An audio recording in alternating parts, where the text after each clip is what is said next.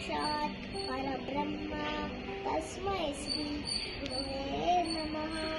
గురువులందరికీ పాదాభివందనములు. శ్రీ వ్యాస మహర్షి పవిత్ర జన్మదినాన్ని 5000 సంవత్సరాల నుండి ప్రతి సంవత్సరము గురు పౌర్ణమిగా జరుపుకుంటున్నాము.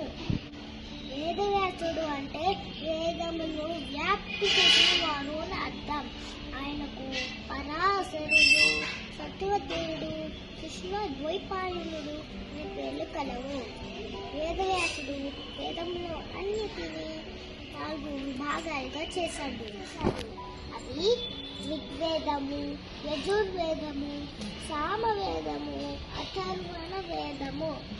అష్టాదశ పురాణాలు, వ్యాస సంహిత, వ్యాస స్మృతి అయిన రచనలే.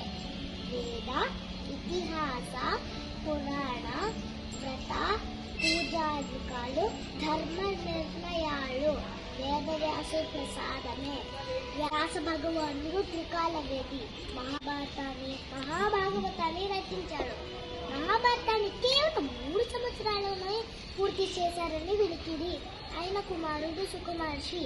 గురు పౌర్ణమి నాడు మన గురువులకు అంటే మన ఉపాధ్యాయులకు నమస్కరించి వాళ్ళు చూపించిన దారిలో ముందుకు నడుచుకుందాం.